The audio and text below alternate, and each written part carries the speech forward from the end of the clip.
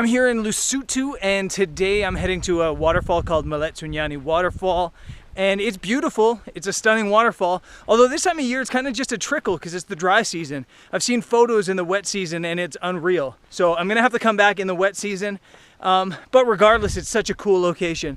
I thought I'd take today's episode as a chance to show you how I and most landscape photographers use filters for their waterfall photos or their landscape photos in general. So I'm gonna walk you through that once I walk down to the waterfalls. It's like a 45-minute hike.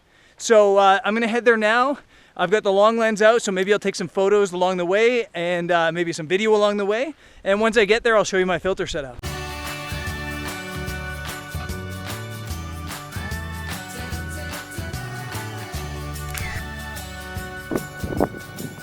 Okay, you can come. Just coming up to the falls now, you can see them over there. It's beautiful. There's still not that much water. There's more water, I think, today than there was yesterday somehow. I'm gonna find a spot to set up in the most epic of locations, I hope. and I'm gonna just set up my tripod and I'm gonna shoot one image with no filter, just so you can see what it looks like. So here's that photo.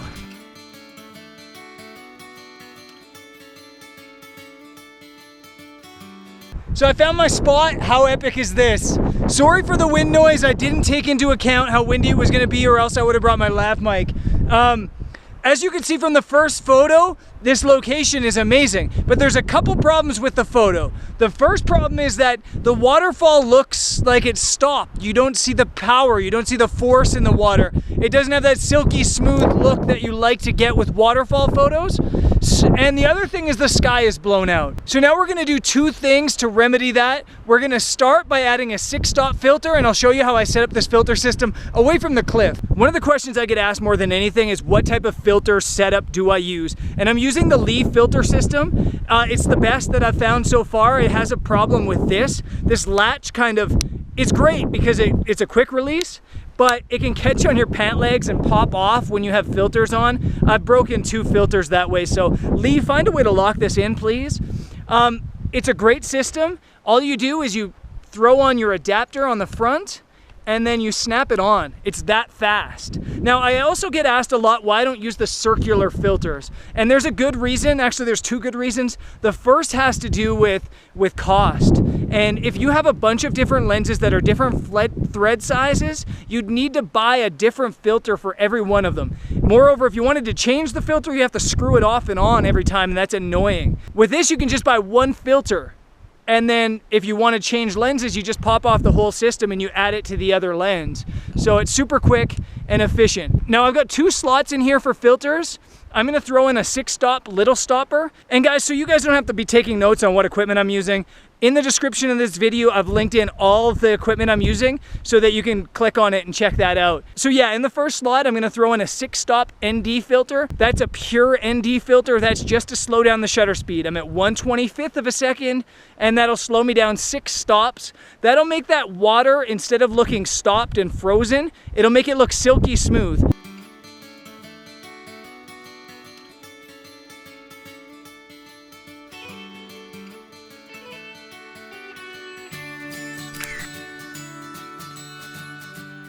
So that brought my shutter speed down to 2.5 seconds. You can see the 6 stops on the front, and it basically just works like pure sunglasses for your camera lens. It just slows down the shutter speed. That solves problem number 1. It's really hard to tell, I know, because there's not a lot of water flowing, but we've still got one more problem, and that's the problem of exposure. The sky's way blown out. And a lot of new photographers, and I did this when I was a new photographer as well, use HDR as kind of a crutch to fix this problem. And HDR, I think, looks terrible. I'm really not a fan of HDR at all. I like to fix the exposure by using ND grad filter. So I'm gonna pull this out, and this is a 4-stop grad ND. And it's hard to tell from here, I know, but it's dark at the top, bright at the bottom. And the basic idea of it is it's just gonna correct your exposure. It's gonna fix the sky, make the sky darker and more correct. It'll make it look more like what your eye actually sees. So I'm gonna throw my camera on video mode and I'll slide in the filter just so you can see the difference, and then I'll take another photo.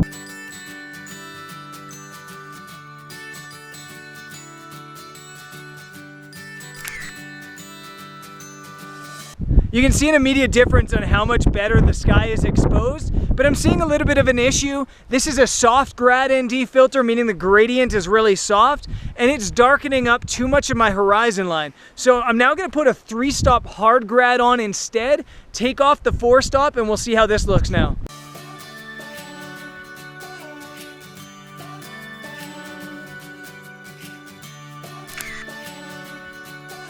So I'm quite happy with that. I'm quite happy with how this is coming out, how this is looking, even though the light's not great. I want to now take this to a next level. I'm doing some shooting for Eddie Bauer now. Eddie Bauer clothing all over me.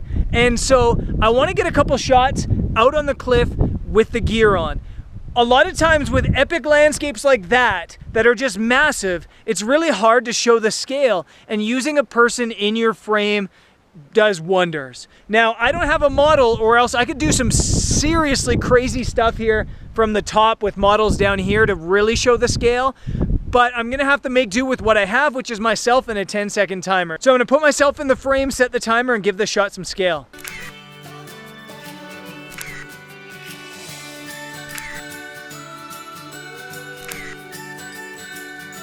Guys, the filter thing really is that simple. It's really simple. It's not as complicated as photo editing or Photoshop.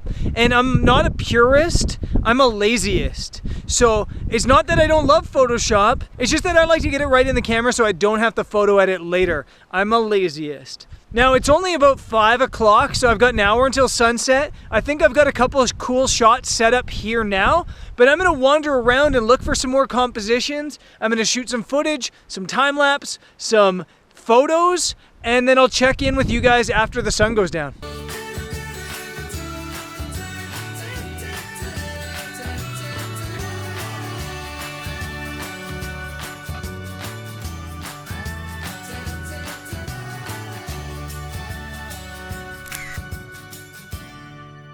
Despite this location being absolutely epic, I mean, check this out.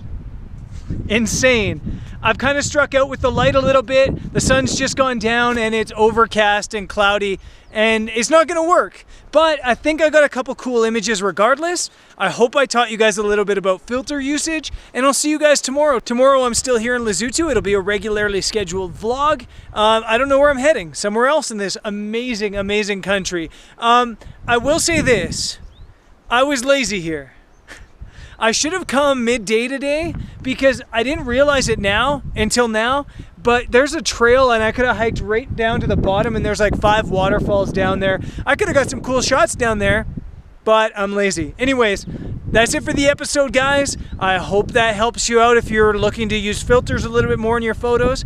I will say before I leave, the biggest change in my photography over the 7 years I've been shooting is as soon as I added filters. Adding filters just changes your game. So if you're looking to step up your game a little bit, pick up some filters, do it. Anyways, guys, I'll catch you guys tomorrow.